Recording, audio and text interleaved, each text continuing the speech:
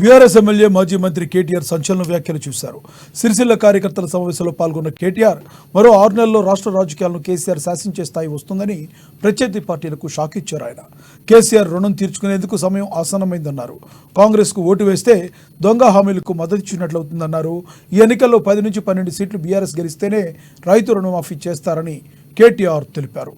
10 ఏళ్ల నిజాం కేసీఆర్ అయితే 10 ఏళ్ల విషం మోడీ అని, 150 రోజుల అబద్ధం సీఎం రేవంత్ రెడ్డి అని ఫైర్ అయ్యారు.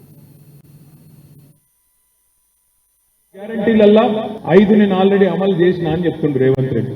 5 ఆల్రెడీ అమలు అయిపోయినాయి, అమలు జరిగిపోయింది అని బొంకుతున్నాడు రేవంత్ రెడ్డి. దయచేసి ప్రజలకు మనం గుర్తు చేయవలసిన అవసరం ఉంది. ఎవరికైనా నెలకు 2500 రూపాయలు వచ్చినాయా? మహిళలకు ఎవరికైనా వచ్చినాయా?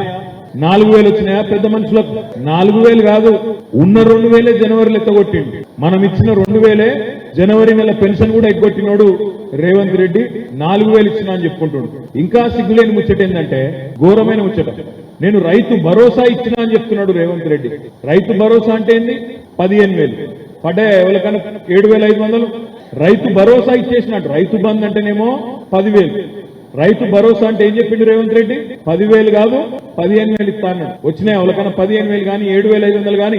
ఒక్క మనిషికి రాలే. సిగ్గు లేకుండా అబద్ధాలు చెప్తా ఉన్నాడు. 2 లక్షల రుణమాఫీ ఏమైంది అంటే, ఇప్పుడు మనలు ఊళ్ళలో చెప్తారు పెద్దలు, ఊసర వెళ్లి రంగులు మారుస్తుంది అని చెప్తారు. ఊసర వెళ్ళేమో రంగులు మారుస్తుంది, రేవంత్ రెడ్డి గారేమో తేదీలు మారుస్తుంది, తారీఖులు మారుస్తుంది. మొదలు డిసెంబర్ 9 అన్నాడు, ఇప్పుడు 15 ఆగస్టు అంటాడు. ఏ దేవుడు కనబడితే ఆ దేవుడి మీద ఒట్లు పెడుతుంది.